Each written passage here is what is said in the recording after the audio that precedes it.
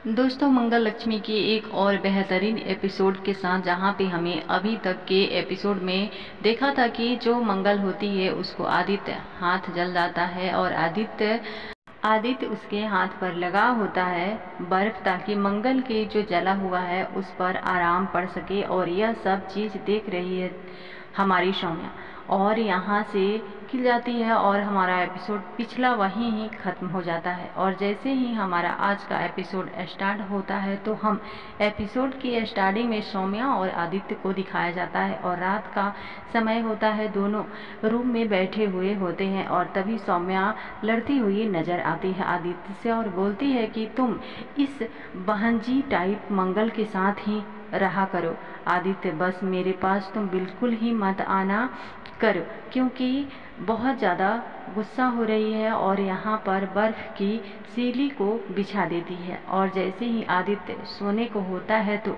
अभी तभी आदित्य देखता है कि ये तुमने यहाँ पर क्यों रखा है। तभी हमारी सौम्या जले पे नमक छिड़कते हुए बोलती है, जैसे तुम अभी बहन जी मंगल के ऊपर अभी हाथ जलने पे तुम बर्फ़ लगा कर आए थे, मैंने सोचा कि मैं भी यहाँ पे बर्फ़ रख दूँ, तुम्हारा मुंह भी थोड़ा ठंडा हो जाएगा। और मैं सोच रही हूँ कि तुम्हें ठंडा पानी तुम्हारे मुंह पर भी छिड़क दूँ, इससे तुम्हें आराम पड़ेगा। और जैसे ही यह बात हमारा आदित्य सुनता है तो बहुत ज़्यादा खिलक जाता है और सीधा सौम्या से ऊपर हो जाता है फायर, और बोलता है कि सौम्या तुम कुछ ज़्यादा ही बोलती जा रही हो, तुम्हें पता है कि तुम क्या बोल रही हो, तुम हर टाइम पे बस यही क्यों सोचती रहती हो। तभी सौम्या बोलती है कि हाँ, मुझे बस पता है कि तुम क्या करना चाह रहे हो, लेकिन बात मेरी समझ लो आदि, कि तुम हमेशा उसी के पास रहते हो और मुझे तो ऐसा लग रहा है कि जैसे उसका अपने बॉस के साथ चक्कर चल रहा है। और यह बात जैसे ही हमारा आदि सुनता है तो वह बहुत ज़्यादा गिलक जाता है और सीधा सौम्या को बोलता है कि सौम्या, तुम अपनी हद में रहो, तुम जो भी बोल रही हो वो बहुत ही ज़्यादा बेकार बोल रही हो। मंगल बिल्कुल भी ऐसे नहीं है, वो औरत बहुत ही ज़्यादा स्वाभिमानी औरत है। और रही दूसरे मर्द की बात, तो वो कभी भी दूसरे मर्द को अपनी लाइफ में बिल्कुल भी नहीं आने देगी और हमेशा अपने आप को अकेला कर लेगी, लेकिन किसी को भी अपनी लाइफ में नहीं आने देगी। और तभी हमारी सौम्या थोड़ी पिघल जाती है और थोड़ा सा अपना मूड चेंज करते हुए बोलती है कि मैं बस नहीं बोल रही हूँ कि उन दोनों का चक्कर चल रहा है, मैं तो यह बोल रही हूँ कि अगर उन दोनों का टांगा भिड़ गया तो यह हमारी लाइफ में चली जाएगी और उन दोनों के लिए अच्छा ही रहेगा, क्योंकि मंगल को एक अमीर आदमी मिल जाएगा और उससे उसका काम भी हो जाएगा।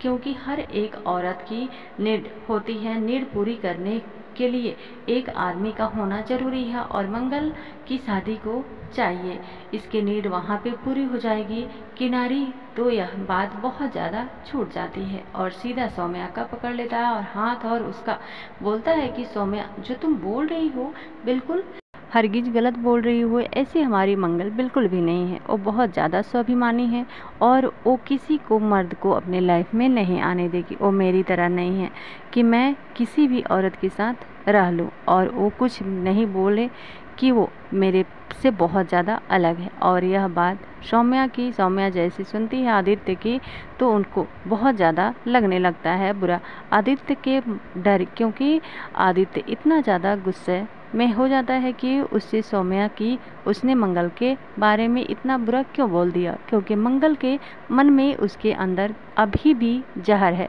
लेकिन हमारी सौम्या बस भड़कने का काम ही कर रही है ताकि दोनों के बीच में वो लड़ाई करा सके और मंगल को अपनी लाइफ से अलग कर सके। लेकिन आदि गुस्सा में वहाँ से चला जाता है और बोलता है कि तुम यहाँ पे आराम से सो, मैं सीधा बाहर जाके लेट जाता हूँ।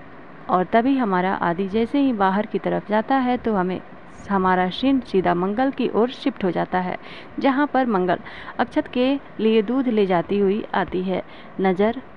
अक्षत अपनी माँ मंगल से बहुत ज़्यादा होता है गुस्सा और मंगल समझती है कि बेटा, मैं तुम्हारे लिए दूध लेकर आई हूँ, लेकिन अक्षत मना कर देता है। तभी मंगल बोलती है कि उस दूध के गिलास से बात करने लगती है और बोलती है कि हाँ जी दूध भैया, मैंने आपको बोला था कि आपको जो भी पीता है वह बहुत ज़्यादा ताकतवर बन जाता है। यह बात तुम मेरे बेटे अक्षत को बताओ।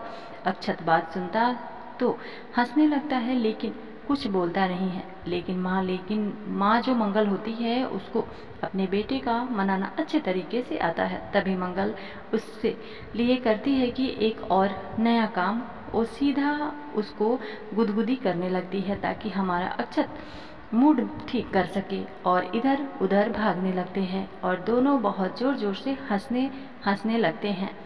तभी वहाँ पे आ जाता है हमारा आदित्य, और आदित्य जैसे ही आ रहा होता है तभी अक्षत अपने पापा को देख लेता है और पापा को बोलता है कि पापा, आज तुम अपने रूम में नहीं सो रहे हो, आज अपने तकिया और उसको लेकर, चंद्र को लेकर कहाँ जा रहे हो। तभी वो बोलता है कि बेटा आज मैं बाहर ही सोऊंगा। तभी अक्षत बोलता है कि नहीं पापा, आप बिल्कुल भी बाहर नहीं सोओगे, आज मेरे पास मेरे कमरे में ही सो जाओ, बहुत ज़्यादा अच्छा रहेगा। लेकिन हमारा आदित्य उसको मना कर देता है और वहीं पे, नहीं बेटा, मैं तुम्हारे साथ नहीं सोऊंगा, मैं बाहर ही सो जाऊंगा क्योंकि मुझे बहुत जल्दी ऑफिस जाना है। लेकिन उसकी बात अक्षत बिल्कुल नहीं माना, सुन गिलास को उठाकर पी जाता है और बोलता है कि मम्मी देखो, मैंने तुम्हारा टास्क पूरा कर लिया, अब डैडी मेरे साथ चलेंगे और दोनों रूम में सोएंगे। और हमारा आदित्य फिर सीधा अक्षत के रूम में चला जाता है सोने के लिए और दोनों वहीं पर जाकर सो जाते हैं। तभी हमारा सीन सौम्या की ओर शिफ्ट होता है, जहाँ पर सौम्या अपने रूम में होती है और अपने आप में ही बात कर रही होती है। मैंने आदि से कुछ ज़्यादा ही बात कर ली है।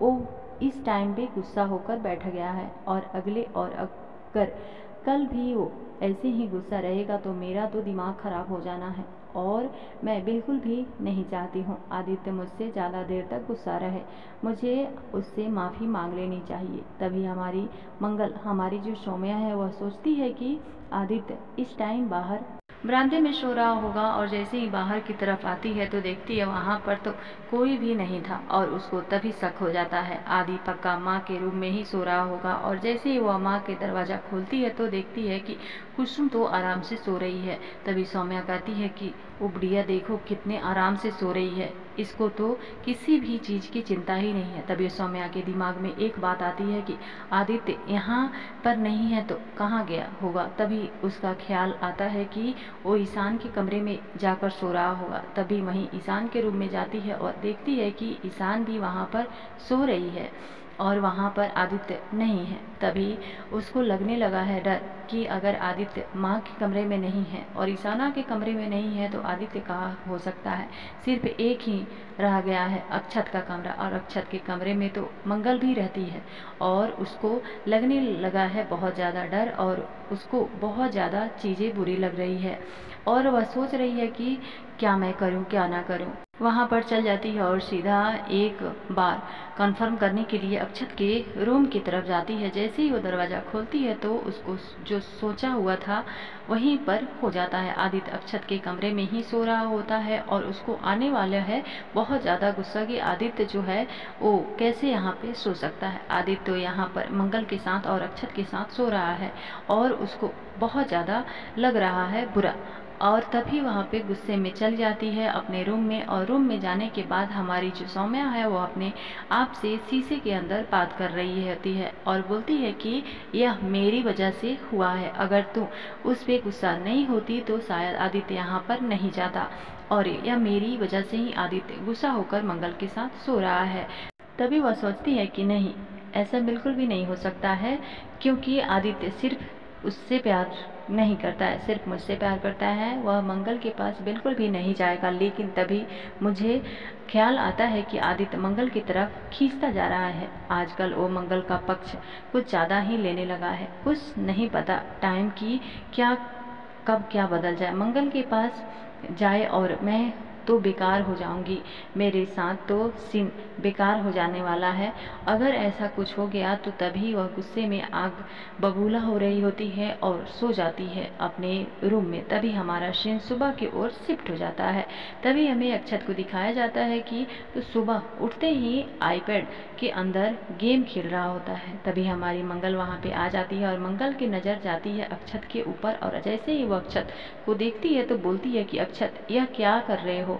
वो कहती है कि अक्षत तो इस टाइम आईपैड के अंदर गेम खेल रहा है और गेम खेलना बच्चों के लिए बेकार होता है, और उससे आईपैड छीन लेती है। लेकिन हमारा अक्षत अपनी माँ से आईपैड छीनने की जिद कर रहा है, और जिद करता हुआ गलती से अपनी माँ को थप्पड़ मार देता है। और यह चीज़ सौम्या भी देख लेती है और सौम्या आकर डोर मारती है कि देख लो मंगल, आजकल तुम्हारे बच्चे तुम्हें ही मारने लगे हैं। तभी अपना मंगल बड़पन दिखाते हुए बोलती है कि अक्षत तुम ऐसा करो, वहाँ जाकर बैठो, मैं तुम्हें आईपैड थोड़ी देर में देती हूँ। और तभी सौम्या सीधे बोलती है कि सौम्या तुम मेरी बात सुनो और अच्छे तरीके से कान में बैठो।